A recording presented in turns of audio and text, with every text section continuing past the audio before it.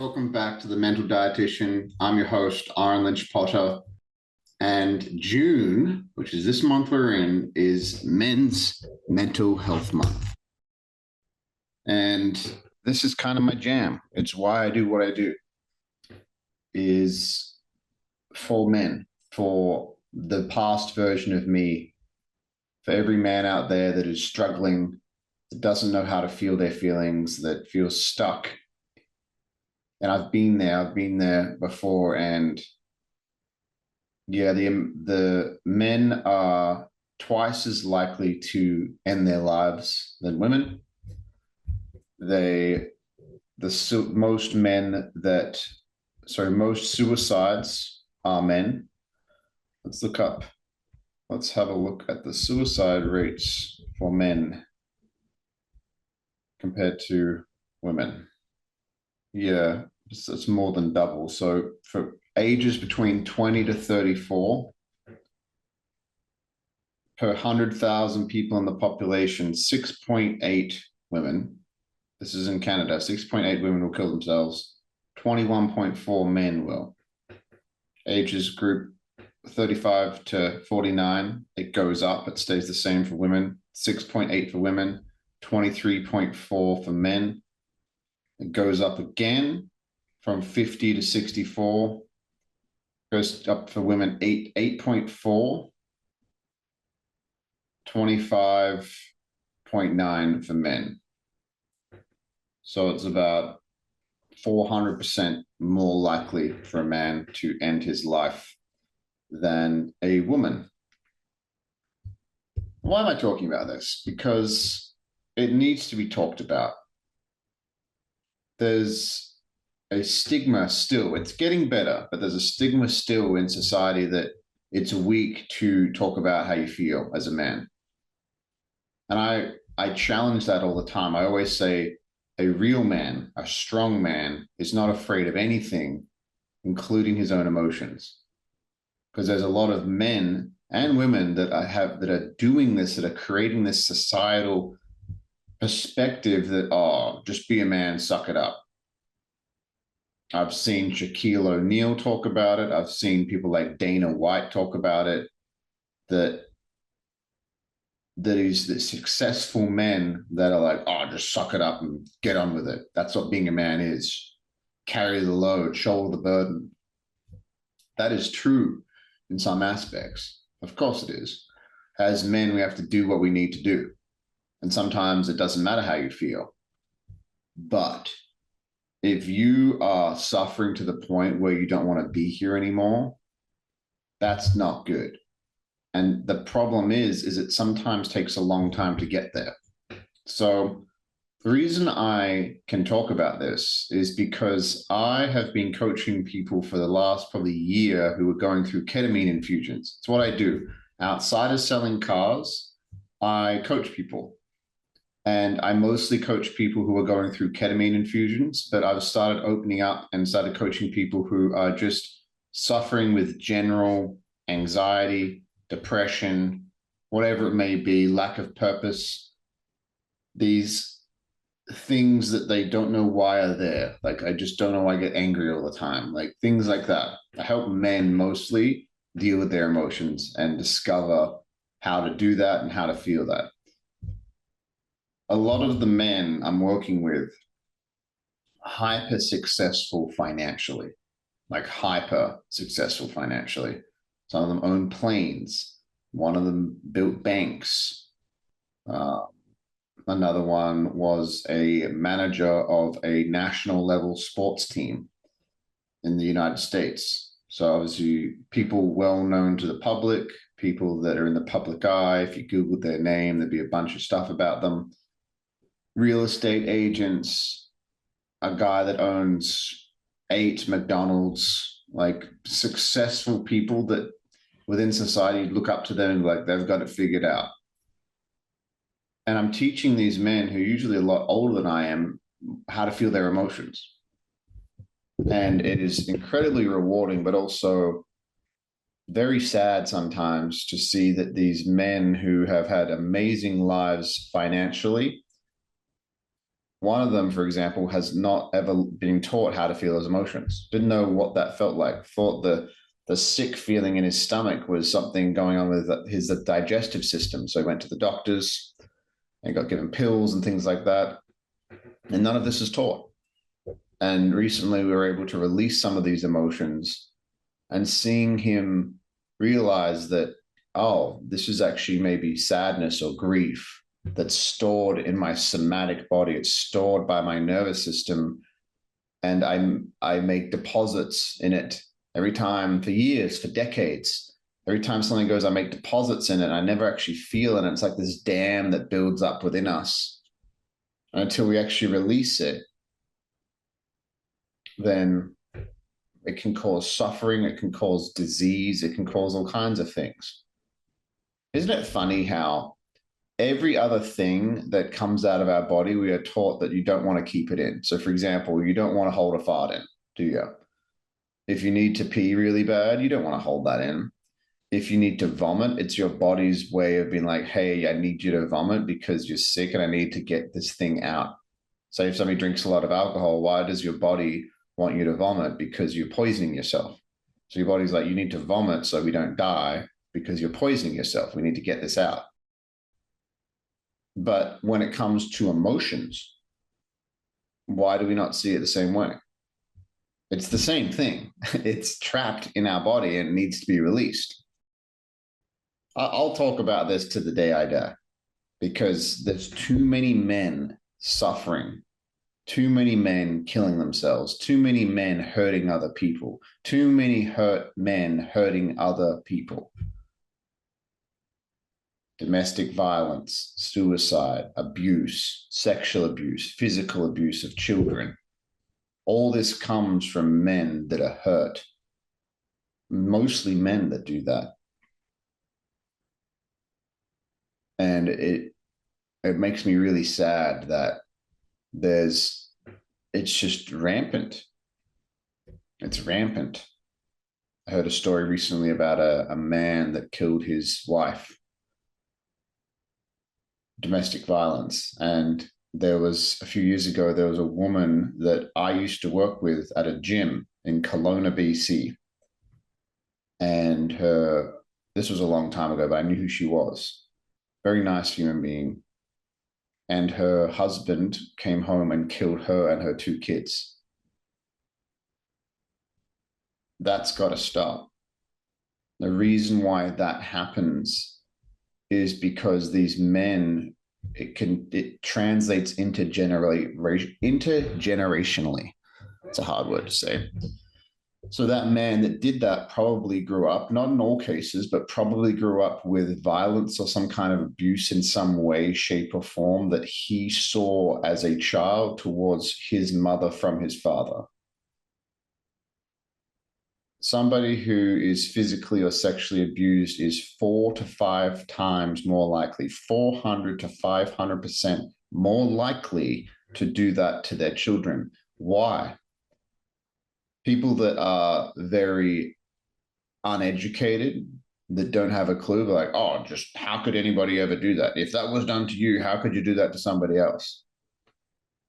Well, going back to science and facts, the limbic brain, which is the emotional center of the brain, the limbic part of your brain is connected to your nervous system. It's connected to the urges. It's connected to the things that you think you want to do. And you think you're so logical. That part of your brain makes decisions and reacts 80,000 times faster than your prefrontal cortex, than your logical brain. So that's why I think it's so funny when people are like, I'm a logical person. No, you're not. You are not a logical person. You are an emotional person.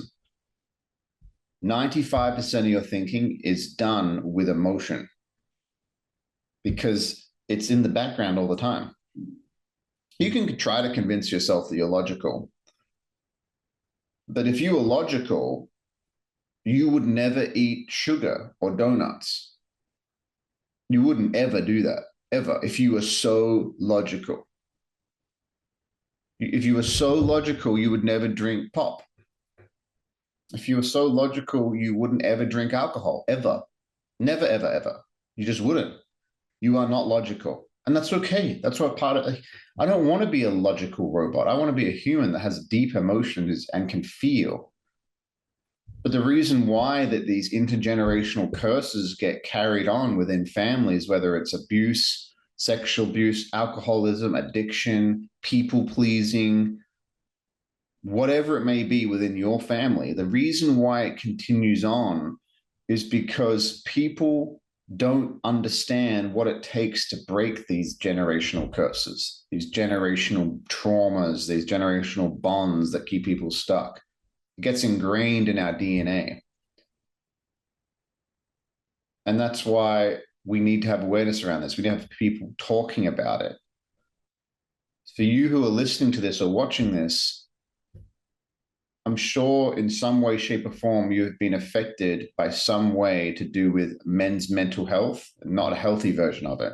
It could be from being bullied from as a kid. I was bullied as a kid by another boy who was suffering because of things that were going on at home. I know that now. Whether it's your dad chose to take his own life, your mum, your uncle, your friend, your cousin, whatever, it's out there and it's a real thing. And we've all been affected by it, where even if it's just secondhand hearing about it. My very first time that really impacted me as a young man, where it was my first time encountering suicide within men. And I was at the skate park, and this guy, his name was Kane Slaughter. Pretty wild last name, but that was his name. He was a fantastic skateboarder. I was about 14, 15, and he was a couple of years older than me. Maybe he was 3 years older than me. Maybe he was like 17, 18, 19, around that. And I saw him at about 3 p.m., right? And he was happy and he was crushing it. I was talking to him and he was skating the bowl. And I loved watching him. He was a great skateboarder. And I found the next day he was gone. He hung himself that night because of some spur of the moment thing to do with his girlfriend. I don't know. But that really impacted me. It really impacted me because it was such a small town I grew up in. I skated with this guy all the time. Everybody loved watching him at the skate park.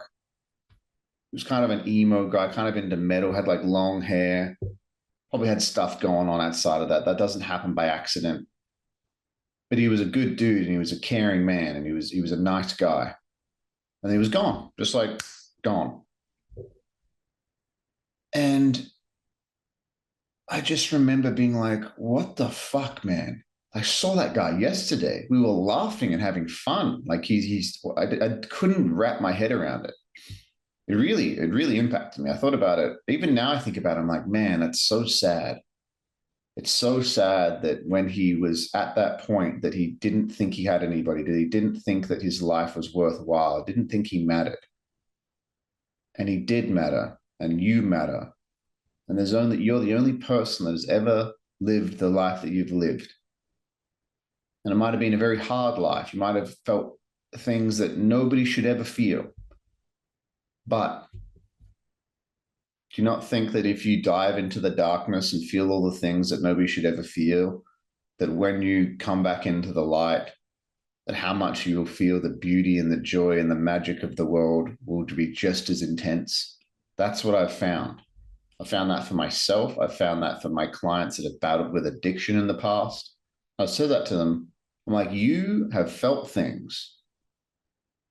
You've been crying at an ATM, not wanting to pull money out, and you're going to go buy drugs, and it's like you're sitting in the back and you're watching this body do something that you don't want to do, and you're hysterically crying, but you're going to go do it anyway. That would be a wild feeling that you felt. And the fact that you felt that and you've gone through that and you're still here, do you not think that on the other side of that, on the come up, on the come up, how ironic, do you not think that until you feel the depths of despair, that you cannot know the heights of joy? Really, some people's lives, they play with a spectrum like this, and this is how much they feel.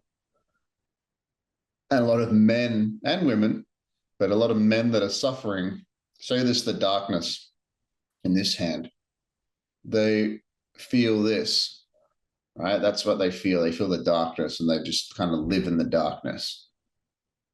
I've found that the men that really look into these emotions are really willing to dive into themselves. They start expanding the other way. And now they have felt the full spectrum of what it feels like, the feelings, the emotions that a human being can feel because they've dived into the darkness. I think Carl Jung said it, a tree cannot grow up to heaven unless its roots reach down to hell. And we live in a society that just kind of avoids the negative or bad feelings. We avoid it. The only emotion that I've seen that is safe for men to feel is anger as a holistic generalization. Listen, don't you fucking cry, son. Don't you cry, boy. Get angry about it. All right. I've found, though, that anger is like the shell on the outside and which protects you from feeling the sadness. I've seen people get very angry. You see it with kids. They get angry, and then the anger turns into sadness. Turns into sadness because anger is the protector protecting you from feeling sad. And if we don't do this as men, if we don't feel this stuff and it goes unchecked and you do nothing about it, it can get really dark really quick. I've felt it myself. I've felt the darkness many times in my life. And I'm so grateful that I felt that. I don't like it. It's not something that I'd wish upon anybody, but I'm so grateful that I get to feel that because I get to feel the love and the compassion and the gratitude on the other side of that. And it feels so good. And there's things that we can do to help other men just by reaching out to them, just being like, hey, how you doing? Oh, yes, work's going well, wife's going well, the Canucks couldn't be doing better, the football or the whatever. It's like, no, man, how are you? How are you? How are you feeling? How are you doing? Are you excited about life? Do you feel stuck? Is there something going on? Is there this underlying feeling that you're living with that you don't talk to anybody about? These things and addressing these within your friend group are so important. Because after somebody's gone, especially if it's to do with suicide, every person's like, what could I have done? Some people take it upon themselves, some people blame themselves. It's not your fault, but what could I have done? And sometimes it makes sense in reverse. It's like, oh, he did start acting a little bit weird. We just thought nothing of it.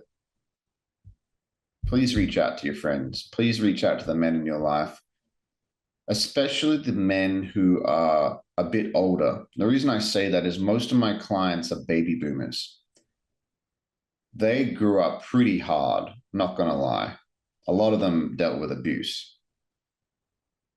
A lot of them. Because that was normal. It's just how you raised your kids back then. My father included. My father grew up with heavy abuse from his parents. Heavy, heavy abuse. And I'm so grateful that my dad did work on himself before it was cool because he had to. He was forced to. Life forced him. He was forced to go to therapy because he was really psychologically suffering. My dad never hit me.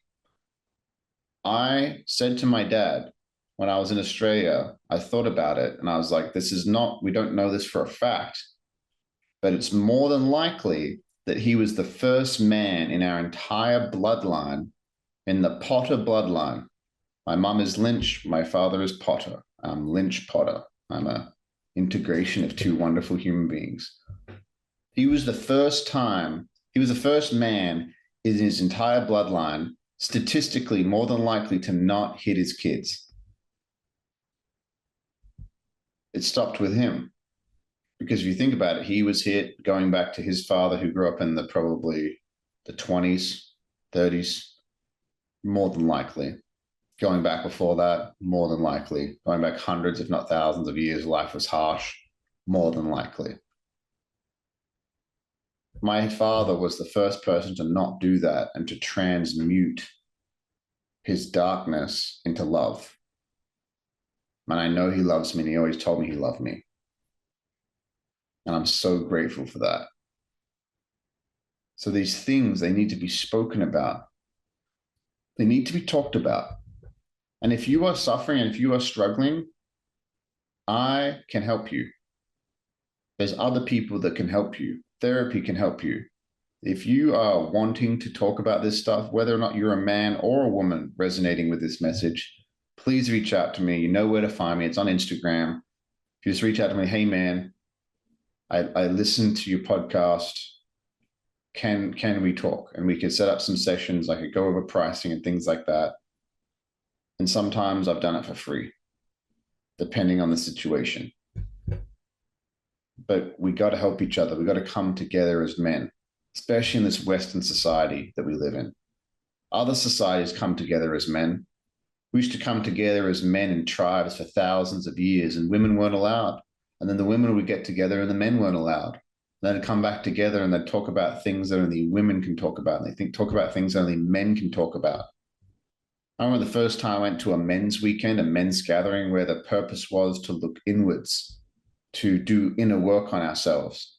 I sat around this circle of men of various different ages, and I felt this thing deep in my being, deep in my soul. And I was like, oh, this is what I've been missing.